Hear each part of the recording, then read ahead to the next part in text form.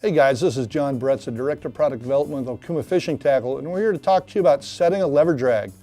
This is really crucial for those of you starting out and transitioning from a star drag reel or maybe even a spinning reel, and it's your first time using a lever drag. On the customer service level, one of the things that we hear quite a bit is that guys will call in and they say, man, my lever drag reel, it only has 3 pounds or 5 pounds of drag.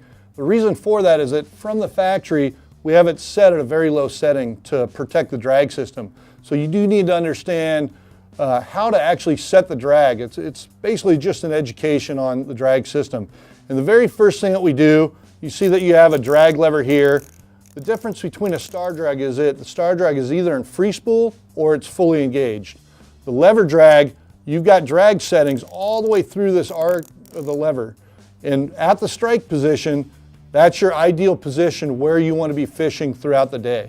In order to get the right drag system and setting for that reel to be at the strike position, what we do is we back this reel all the way to the free spool. So we pull it all the way back, and you have this preset, this silver dial right here, and this thing turns clockwise and counterclockwise. So what you want to do is you want to get a starting point, a reference point. So just start right there, push this thing all the way to strike, and with the line on the reel, what you do is you pull the line to see where that drag is set, and most guys, tournament anglers, are going to use a spring scale so they get an exact drag setting. Ideally, you want to be setting your drag at that strike position at 25 to 30% of the breaking strength of the line. So say we get that drag, we set it, we think it's too light. We're going to back this all the way back off. We're going to give a little clockwise turn on there. We're going to run it right back to the strike position again. We're going to pull it again. If that's adequate, if that's where we want to be fishing that drag, we're set, we're ready to fish for the day. If it's too much drag, what we're going to do is we're going to go through that step again, and we're going to back off that preset drag lever. The advantage of the lever drag is that you get a customized drag setting to your fishing application. Now the other advantage is that, say you're on a big fish and you put not enough drag on the reel at the strike position.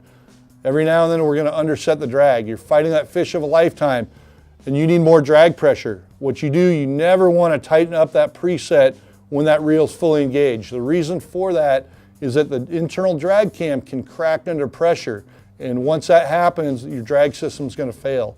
So what we do is we push in that button on the strike position, and we got additional drag range all the way up to full.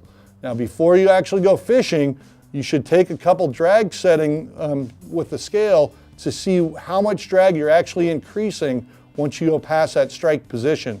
But again, the big advantage here with the lever drag is that you have a fully customizable drag range for your reel. Once again, always make sure that you do not ever crank that preset down when the reel's in gear, because that's the one time that you could have a failure point within a lever drag. Thank you for watching Okuma's how-to video segment. If you'd like to see more videos, please subscribe.